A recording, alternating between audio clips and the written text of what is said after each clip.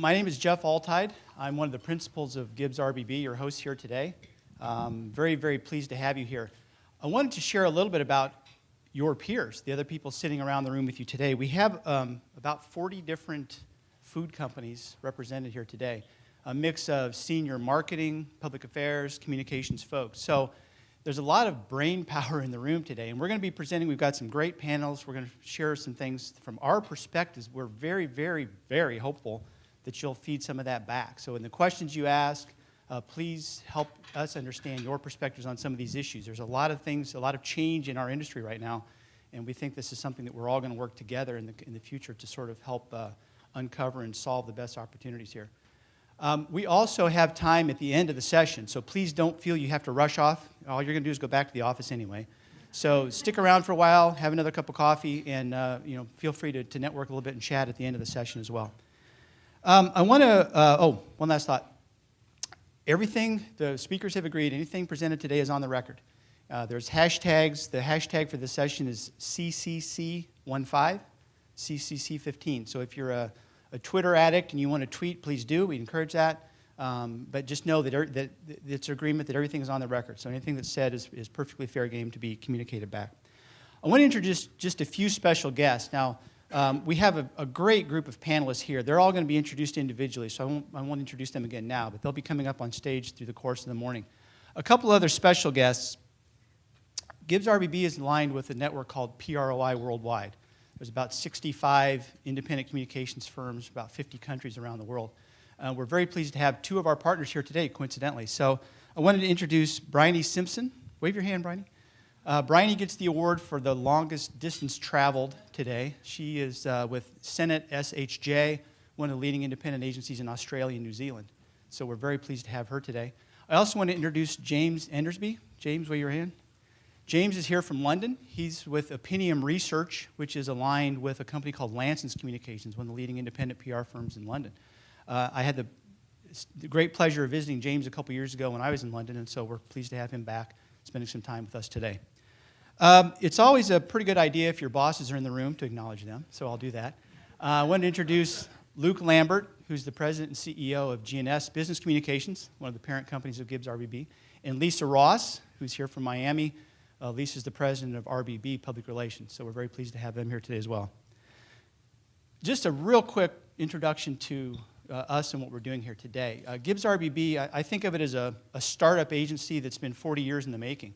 GNS Business Communications, RBB, both have been around for 30 to 40 years, and both had very distinct work in the food industry.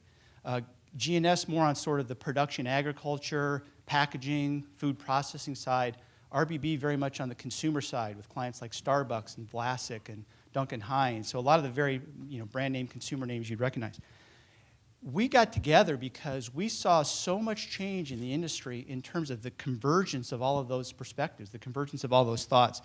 And we've sort of wrapped it around this concept of the conscious consumer, which we're going to talk a lot about today. What's the conscious consumer? Well, the conscious consumer is this group of consumers who I'm sure you're all dealing with that think about and care about where the food came from, how it was processed, the company that's behind it, what are the ethics and the values of the company that they may be buying from. Certainly, nutrition, price, brand attributes, those are all still really important, but we see that dynamic changing a little bit.